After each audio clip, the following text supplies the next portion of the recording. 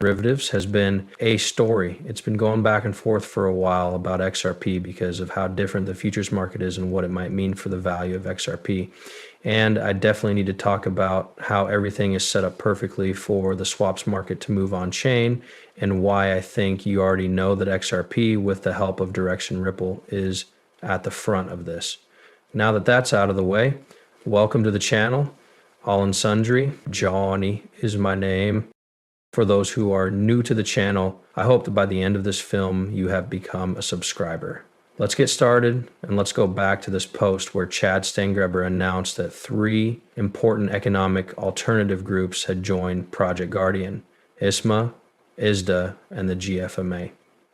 These groups are working together to make tokenization possible on public blockchains. Right now, since this is about June of this year, Project Guardian is working with some of the biggest names in the banking and finance industry. This information turned into the ISDA because, if you remember correctly, Ripple was a member of the ISDA. It was said that Ripple claims a piece of the $1.2 quadrillion swaps market because that's how big that market really is. 1-200-000000000. As of right now, I think it's probably well over a quadrillion, but again, nobody really knows the total of this area because it's not clear or an easy market to fully watch. These are the reasons why they say the value could be more than 700 trillion. We don't know the exact number, but you should know that we've taken a close look at this, standing shoulder to shoulder with financial giant Spot in this article. This important step isn't just a small jump for Ripple. Huge steps have been taken into a strange realm. Ripple is now on the same level as big names in the business world like JP Morgan, Goldman Sachs. The fact that CME Group and BNY Mellon are in the same league as these big names shows that Ripple is becoming more powerful in the global financial quarter. So yeah, we thought this was a really big move, especially since it happened at the same time that we heard XRP is in defense in court.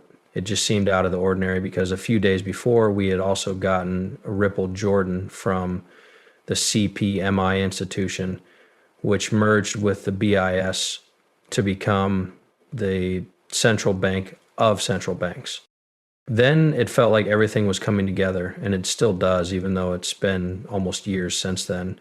For example, let's move on to things that happened after this. Proper number 1 became the cost proper. They were trying to figure out how much XRP would cost if we caught the 1 quadrillion to Alden running.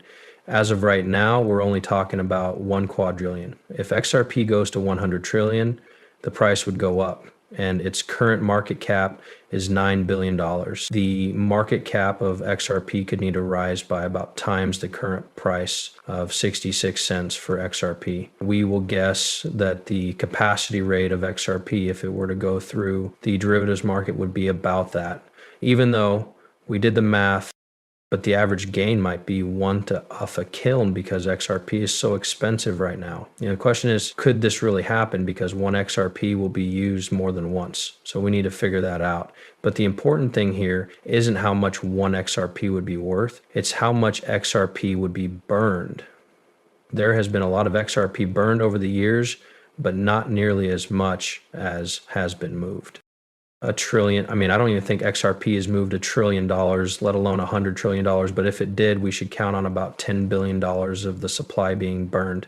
And we don't know how much might be burned at that time, but I do think that as we get into the $1 trillion or more range of movement, a lot more XRP might be burned, which means that the price could go up even more. This is because one of the main arguments against it is that the supply of XRP limits its upside, even in terms of market cap. So I think that's the most important thing to keep in mind here. Even though these topics are often brought up, it's mostly just for clickbait. Besides this, we also have over here from Ripple, going back to August, almost a month after we heard about them becoming a member of the ISDA, derivatives finance leaders believe that tokenization will have a big effect on trading, such as tokenized stocks and bonds, real estate derivatives, and carbon markets. This has become a big topic of conversation, but you might be wondering, Nick, why are you bringing it up again? It's now 2024, and because of this, on January 20, 2025, Bloomberg reported that Trump chose junior FTC Commissioner Caroline Pham to be acting chair of the Swaps and Derivatives Regulator. Let's take a step back and talk about why this is essential. I made a video using Caroline Pham's talks. She has a video here where she talks about a triple black swan event or something like that, like a clearinghouse failure. The whole point of this was to talk about DLTA in capital markets and how it's used in derivatives, which is why we're now focusing on Caroline. Fully open and honest, since 2022, when she visited Ripple Labs and met with Brad Garlinghouse, we've been hearing her call for a long time. For those who don't know, that's when she first brought it to the attention of the CFTC because the SEC wasn't doing anything. We were waiting for Congress or the CFTC to actually make rules for crypto, and I still think that will happen. But that's very important because it's not just about her becoming chair. The CFTC has always been focused on the U.S. As an example, the Commodity Futures Trading Commission's mission statement says that they want to promote the integrity, resilience, and vibrancy of the U.S. derivatives markets through sound law. Their vision statement says that they want to be the world's leading authority on sound derivatives law.